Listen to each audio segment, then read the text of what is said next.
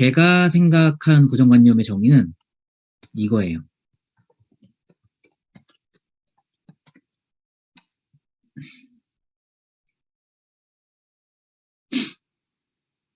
그러니까 그런 게 있거든요. 얘기하다 보면 전제하고 있는 생각들이 있어요. 전제. 네. 네. 전제. 왜 그렇게 생각하는데 뭐 다 그런 거 아니에요? 이런 거 있잖아요. 그게 고정관념이라고 저는 생각하거든요. 그러니까 그걸 전제해서 시각이 펼쳐지는 거예요. 그렇죠. 이제 그러니까 어떻게 보면은 말할 때는 잘 안 드러나는데 그 말의 속에 있는 거죠. 그 당연함 때문에 다른 그 다음 생각들이 펼쳐지거든요. 저는 그게 고정관념이 아닌가. 그래서 그 당연함들을 과연 어떻게 다시 볼 거냐. 이게 화두인 것 같아요. 당연한 거를 당연하지 않게 보는 거. 그러니까 내가 말하는 것의 뿌리 중에 뿌리인데 그 뿌리 중에서 그 뿌리가 이유나 근거 같은 거가 좀 희박한? 그냥 원래 그런 거 아니야? 라고 생각하고 있는. 되게 당연시하고 있는. 네. 생각의 뿌리가 모두 다 고정관념이라기보다는 그 생각의 뿌리도 내가 생각하면서 단단하게 만들 수가 있는데 근거를 붙이고 이유를 붙인다기보다도 근거와 어떤 뭐랄까요 여러 가지 이제 이유들이 이제 붙어서 이렇기 때문에 이렇게 얘기하는 거야라고 얘기했을 때는 사실은 그거는 그 상황이 바뀌면 바뀔 수 있다라는 얘기라고 저는 생각을 하거든요. 근데 그런 게 없는 상태에서 그냥 나오는 거. 그런 뿌리들은 고정관념이 아니겠느냐라고 생각을 해봤습니다. 네. 나중에 이따가 다시 한번 또 여기 가다가 또 체크하는 게 있으니까 거기서 또 한번 얘기가 좀 나올 것 같아요. 되고 싶다와 하고 싶다라는 표현이 있습니다. 네. 여기서 예를 들어서 뭐뭐가 되고 싶다. 그 다음에 무엇을 하고 싶다. 네. 요 차이가 뭔지 아시겠어요? 되고 싶다는 귀결이 명사예요. 하고 싶다는 동사고. 네. 뭐가 더 나을 것 같으세요? 되는 거하고 하는 거하고. 내가 미래에 기대를 한다면 되는 게 좋을까요? 하는 게 좋을까요? 감이 오셨죠? 무슨 얘기냐면 되고 싶은 거는 안 되면은 끝나는 거거든요. 네. 특히나 이 되고 싶다라는 것의 이 명사는 이미 규정돼 있는 것들이 많아요. 소위 직업적으로. 그쵸? 음. 예를 들면 동물을 돌봐주는 사람? 그러니까 뭔가 된다라는 명사적인 의미를 갖고 있더라도 실제적으로 동사적인 의미를 갖고 있다면 그거는 오케이인데 예를 들어서 동물을 돌봐주는 사람이라는 게 수의사다라고 얘기할 때와 동물을 돌보는 사람이 일 때 어떨까요? 그죠? 명사형으로 규정할 때는 예를 들어서 저희 애가 만약에 수의사가 되고 싶어요 라고 얘기를 했을 때 수의사가 되고 싶다고 얘기를 했을 때 네, 얘는 수의학과 못 가면은 인생이 끝나는 거예요. 그쵸? 단적으로 얘기하면. 그런데 동물을 좋아해서 동물을 돌보는 사람이 되고 싶다라고 하면 그거는 수의사 말고도 정말 많은 것들의 선택지가 있어요. 이해되시나요? 네. 그래서 이거는 그냥 제가 저의 생각을 그냥 공유 드리는 겁니다. 뭐 맞다 틀리다를 떠나서. 그래서 뭔가 꿈이라는 걸 얘기를 할 때는 뭔가를 하는 쪽으로 가는 것이 우리가 뭔가 구체적이지는 않아 보일 수는 있어요.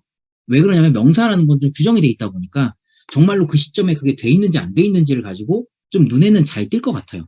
근데 그거보다는 뭔가를 하고 있다라는 동사형 표현이 조금 더 괜찮지 않겠느냐라고 제안을 한번 드려보는 게 하나 있고요. 그 다음에 마지막으로 자, 이 모든 질문들의 시작은 제가 이 질문을 한번 던져보세요라고 얘기했던 것들은 이 책의 이전 부분에서 나왔을 때 결국은 차별화라는 얘기거든요. 그러니까 뭐냐면 존재의 이유잖아요. 존재의 이유를 다른 말로 한다기보다는 존재의 이유라는 걸 얘기하다 보면 결국은 내가 다른 사람과 다른 무엇이라는 게 나온단 말이에요. 그런데 이게 비즈니스에서 얘기를 할 때는 결국은 차별화란 말로 또 귀결이 되기도 합니다. 왜 그러냐면 내가 하려고 하는 아이템이나 이런 것들이 생판 세상에 없는 거는 사실은 없거든. 누군가 대부분 다 비스무리하게 하고 있거든. 그러다 보니까 제가 실질적으로 코칭할 때 항상 느끼는 게 뭐냐면 선생님의 아이템, 선생님의 컨텐츠는 다른 사람이 그것과 뭐가 다를까요? 라고 얘기를 했을 때 결국은 존재의 이유에 대해서 물어보는 것이기도 하지만 아주 뭐랄까 프랙티컬하게 아주 실질적인 부분에 대해서 이야기할 때는 차별화를 해가는 과정하고도 사실은 굉장히 흡사해 보이기는 해요. 이해되시죠? 네. 근데 중요한 건 뭐냐? 이런 거예요.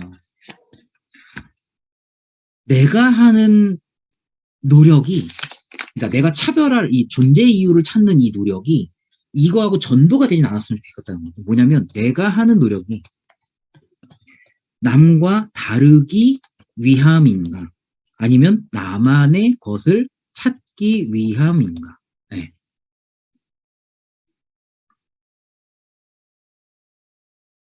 왜냐면 차별화를 위한 차별화는 저는 지양했으면 좋겠다라는 거예요. 그러니까 내가 애써 다르지도 않고 사실 고만고만한데 달라지기 위해서만 노력하는 거? 이거는 정말 자기 자신을 찾는 것과는 좀 결이 다르다고 생각해요. 근데 많은 분들이 이것과 이것을 감도가 조금 없으신 것 같아요. 그러니까 어떻게 해서든지 달라질 방법만 찾는 느낌? 네. 특히나 좀 코어가 좀 약하신 분들은 뭘 해도 똑같고 뭘 하면 이 사람하고 똑같고 뭘 하면 이 사람하고 똑같고 어떡하지? 이러신 분들이 있거든요. 그거는 존재의 이유 쪽보다는 진짜 차별화의 하나의 어떤 스킬적인 부분으로서 차별화에만 되게 꽂혀있는 느낌 같은 게 든다 이거죠. 그래서 이런 거를 경계하기 위해서 제가 지난번에도 말씀드렸지만 이런 것들을 조금 더 궁극적으로 넘어갈 수 있는 게 뭐냐를 다시 한번 좀 말씀을 드리고 싶은 거예요. 그래서 뭐냐, 이건 뭐냐면 결국 이게 차별화가 언제 이루어지냐면 결국 이런 거예요. 경험에서 나온다. 제가 그때 말씀드렸죠. 차별화의 시작은 저는 경험이라고 봐요. 이렇게 정리하고 싶어요. 왜 그러냐면 이 경험에서 뭐가 나오냐면 인사이트가 나오거든요. 근데 예를 들어서 경험이 아무리 같다고 해도 그러니까 뭐냐면 결과론적으로는 아무리 같다고 하더라도 그 사람의 상황, 그 다음에 뭐랄까요? 그 상황, 그 어떤 그 경험에 대한 어떤 자세, 태도, 그 다음에 관점, 이런 거에 따라서 뭐가 달라져요? 인사이트가 다 달라진다. 이해되시죠? 네, 선택이 달라지죠. 그렇죠. 인사이트가 달라지기 때문에 뭔가 의사결정의 상황에서는 선택도 당연히 달라진다는 거죠. 그 대표적인 게 오늘 제가 영상 보여드렸던 허태임 작가의 영상에서 저는 힌트가 있다고 봐요. 그래서 제가 그 영상을 좀 봐주십사 말씀드렸잖아요. 그 왜 그러냐면 이런 거예요. 자, 예를 들어서 유학을 가기로 했어. 아버지랑 같이 가기로 했는데 아버지가 갑자기 돌아가셨어. 혼자만 유학을 갔어. 고립감을 엄청 느꼈고, 자, 예를 들어서 이런 얘기를 하면 그런 상황이 정확하게 그 나이에 그렇게 겹칠지 안 겹칠지 그건 모르겠으나 비슷한 상황이라고 놓고 봤을 때 그런 경험을 할 만한 분들은 어때요? 많아요. 아버지가 일찍 여의어가지고 아버지의 어떤 서포트를 받지 못해서 그것 때문에 되게 어떤 뭐랄까요? 소위 남들이 얘기하는 그런 판단 기준에서 봤을 때 되게 불행한, 좋지 않은 그렇게 스타트를 하는 사람이 얼마나 많겠어요, 실제로. 제 주변에도 많아요. 근데 중요한 거는 그 경험은 똑같다 이거지. 예를 들어서. 그렇게 봤을 때. 근데 뭐가 다른 거예요, 결론적으로? 리액션이 다른 거예요. 그쵸? 그러니까 경험을 결과론적으로 그냥 쓰다 보면 아버지를 일찍 여의고 뭐뭐뭐뭐 했고 라는 걸로 봤을 때의 경험은 그 누군가의 경험하고 별 차이는 없을 수 있다. 그런데 중요한 건 그 경험을 맞이하는 그런 상황에서 똑같은 상황이라고 하더라도 똑같은 자극이라고 하더라도 내 느낌, 내 생각, 내 반응이 다 달라진다고요. 사람에 따라서. 그 자체가 나라고요. 그러니 이거는 이렇게 해가지고 내가 나를 반추해서 계속 가다 보면 이건 차별화를 하지 않으려고 해도 차별화가 된다. 그게 저의 생각인 거예요. 이해되시나요? 그래서 차별화가 결국은 시작은 경험이다라고 얘기하는 거고 끝은 결국 인사이트가 된다라고 저는 생각을 하는 겁니다. 차별화를 어디서 가지고 오려고 하지 말고 그게 결론이에요. 어디서 갖고 와가지고 비교 놓고 비교해보면서 내가 막 요리조리 피해가면서 차별화를 한다 이런 느낌보다는 먼저 나의 코어가 단단하게 내가 왜 이런 것들을 추구하고 이렇게 왔는지를 천천히 살펴보시면 그 안에서 결국 남하고 차별점이라는 게 자연스럽게 나오지 않느냐. 그리고 그 자체가 존재의 이유 아니냐라고 생각을 합니다.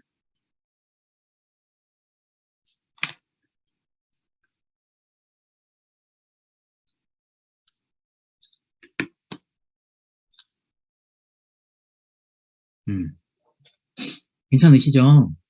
그래서 제가 이제 여기 이분들 중에서 이제 코칭하는 분들 꽤 많은데 코칭하면서 이제 말씀 들어보면 정말 그런 걸 느껴요. 아, 이분은 그 자체로 있어. 다 그게 안에 몽글몽글하거나 아직 구체화가 좀 덜 됐다? 덜 됐다라고 표현하기도 좀 그렇지만 구체화 되기 전에 그냥 직전의 상태인 것 뿐이지 그 안에 다 이만한 게 갖고 있다 이거죠. 그게 무엇이든 간에. 제가 이제 그걸 끄집어 내드리려고 노력을 많이 하는 거예요. 그러니 결론적으로 이 뒷부분도 다 그런 얘기지만 여러분들이 그 질문들이 결국은 나를 어떤 뭐랄까요? 어쩔 때는 되게 객관적이고 냉정하게 후벼파야 될 수도 있기는 해요. 봤을 때. 그러나 결국은 그게 모두가 다 나를 찾고 나를 세우기 위한 질문으로. 그래서 결국 그 질문에 대한 대답이 됐을 때 내가 이래서 안 된 거구나가 나오는 게 아니라 내가 바로 시작할 수 있거나 내가 뭔가 목표점을 지향해서 갈 수 있는 원천이 되는 질문들을 계속 개발을 하고 가셨으면 좋겠다. 함께해요. 제대로